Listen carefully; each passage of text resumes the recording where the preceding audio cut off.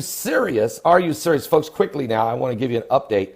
I had an opportunity to speak with David Mead. He is a forensic investigator and has worked for several different parts of the government and many Fortune 100 and 1000 companies. He has been able to take his background and transition it into research on Planet X, and has recently compiled an awesome book with a treasure trove of information.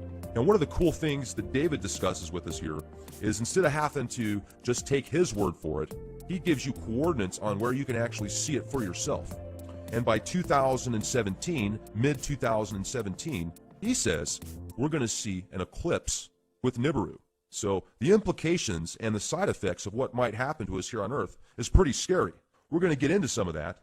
David, really appreciate you joining us tonight. How the heck are you? Very good tonight, sir. How are you? I'm doing fantastic. I appreciate you coming on here with us. I know that you had reached out to us a few weeks ago. You've got a really cool book coming up here that's going to break everything down with Nibiru. Let's talk about what you do. Well, the way I got into it, I've always believed in following the money. About 5 years ago, I got into some research on the Pentagon black budget. And I don't know if you recall, but you probably do, that the day before 9/11, Don Rumsfeld announced at a Pentagon news conference that the agency was 2.2 trillion short. Money was simply missing, 2.2, not billion, but trillion. So having worked for a period of time at the Pentagon, I realized this was most likely black budget funds. And I did some investigation, and I ran across a couple of areas, basically the deep underground military base research done by Jesse Ventura, done by Phil Schneider, done by other personalities. And I realized, of course, that's likely the source of the lost money. It's black budget ops, and it's being spent. And why is it being spent in terms of these type of bases? So that's how my curiosity was picked, you might say. These bases, I understand, are built away primarily from geologic tectonic areas. But again, when Planet X passes, you're going to have new geotectonic faults established when you have force 11, 12, 13, 14 earthquakes. So I don't know how safe they're going to be. It could be a lost investment for those people. In any case, that was my basic introduction about 5 years ago. And then I got into the science of the topic. Well, and science is something that I'd really like to get into today, so we could help the skeptics see some solid evidence to help them prepare, mentally, physically, spiritually, whatever. It sounds like it's going to be difficult in many cases to prepare for this type of event if it is as serious as many predict. Different underground bases. They've been building them for years. You can go all the way back 70 years, and they were building these things, probably even before that. So have they been spending more money since 2001 on these underground bases then? My understanding, and this is partly from Phil Schneider, I know he worked 11 years at Groom Lake, Area 51. He says the black budget varies between 0.2 trillion and 1.2 trillion per year. I'm not sure when the inception started. It was absolutely going on in the late 70s and 80s. He says a couple of dozen of these may be reasonable for protection. I agree, nuclear protection. But the question is, why do we have over 130 of these? That doesn't really make any sense unless, obviously, Planet X is absolutely a fact, which it is. Well, so, 4 years ago, I remember reading an article on Yahoo News that claimed eventually people are going to be able to look up in the sky and they're going to see what looks like a second sun, but really it's a giant sun that exploded. I think they said it was Betelgeuse or something like that. So in my mind, when I read stuff like that in the news, I think it's, the forces behind the scenes or whoever's kind of orchestrating the media, prepping people, subconsciously getting them ready for this type of event. First, it's just an explosion that looks like a sun, and then, hey, oh, it is a sun. So, do you have any physical evidence, like pictures that you can say without a shadow of a doubt, or files or white papers? Yes, I do. In fact, there's some very good videos on the internet itself that are good photographic analysis. There's one called Multiple Suns Rise Over Halifax, Nova Scotia. Those are the keywords that a person would enter on YouTube to read it or view it. And you can see the sun. And then at the 3 o'clock position, you have Planet X. To the right of Planet X, you have a separate lens flare. Now, that doesn't reflect the lens flare, of course, in the water below. But Planet X is generating its own light, and you can see its reflection, therefore, in the water below.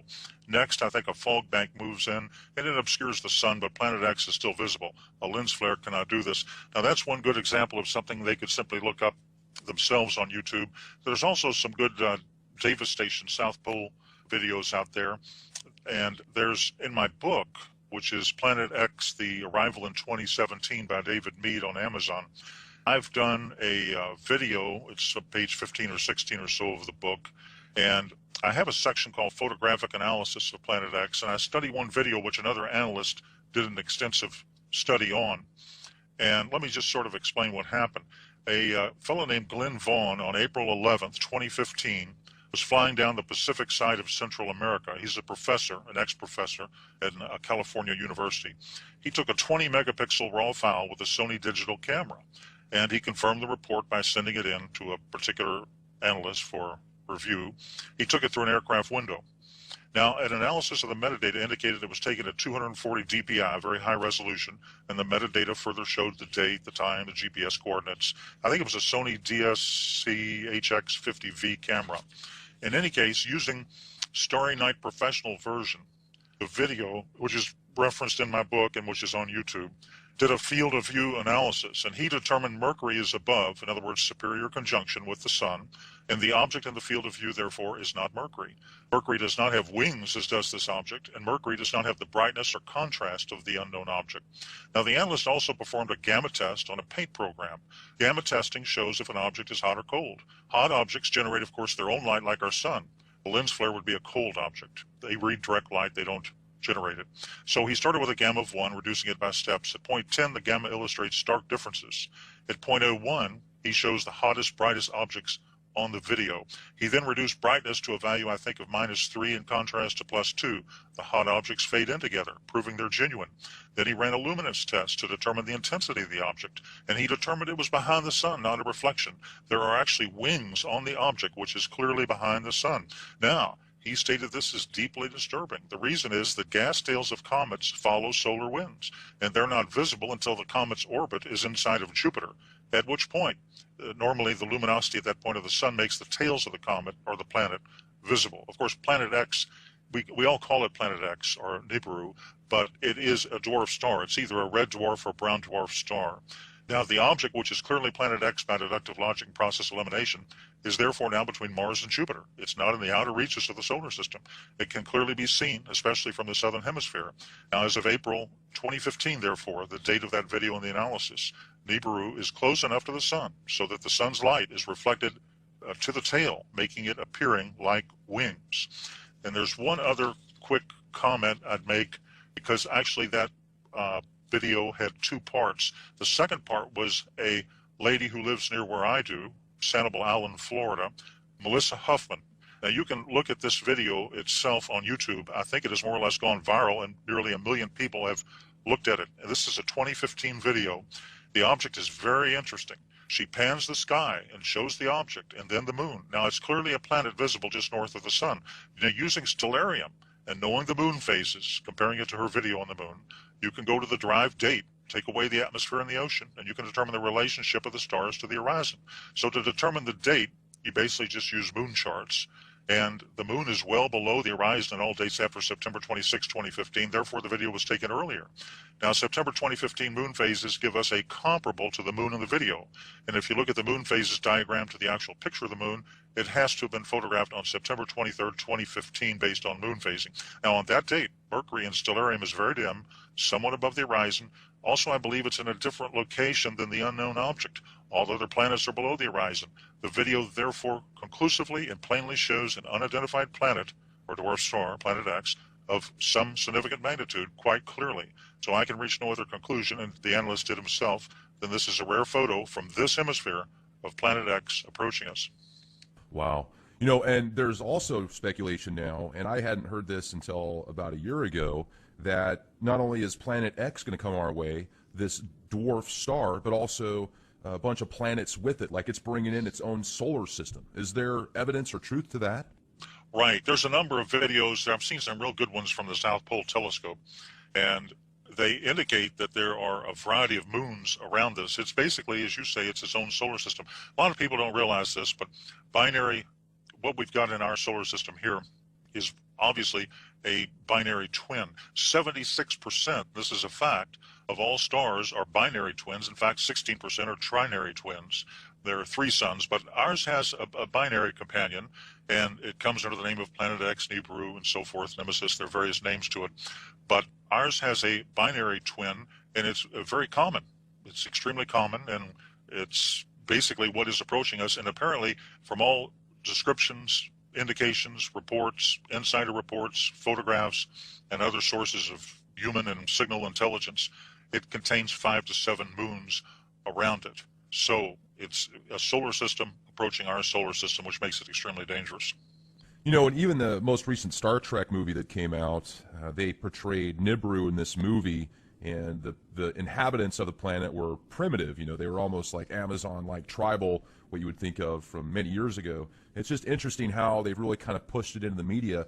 But from the skeptic standpoint, you can go back to 2003. And in 2003, supposedly Nibiru was supposed to come by the Earth and wipe everybody out, and then it didn't happen, and then it was supposed to be 2012. And one thing that I find interesting, and I'm not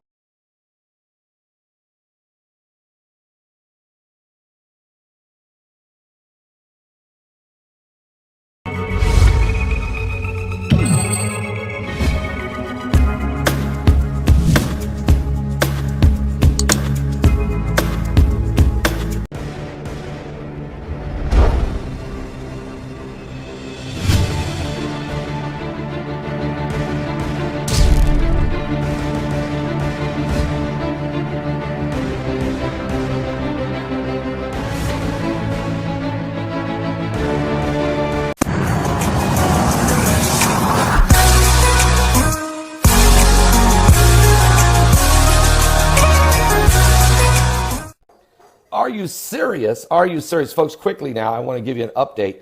I had an opportunity to speak with David Mead. He is a forensic investigator and has worked for several different parts of the government and many Fortune 100 and 1,000 companies. He has been able to take his background and transition it into research on Planet X, and has recently compiled an awesome book with a treasure trove of information. And one of the cool things that David discusses with us here is, instead of having to just take his word for it, he gives you coordinates on where you can actually see it for yourself. And by 2017, mid-2017, he says we're going to see an eclipse with Nibiru. So the implications and the side effects of what might happen to us here on Earth is pretty scary. We're going to get into some of that. David, really appreciate you joining us tonight. How the heck are you? Very good tonight, sir. How are you? I'm doing fantastic. I appreciate you coming on here with us. I know that you had reached out to us a few weeks ago. You've got a really cool book coming up here that's going to break everything down with Nibiru. You know, let's talk about what you do. Well, the way I got into it, I've always believed in following the money. About 5 years ago, I got into some research on the Pentagon black budget.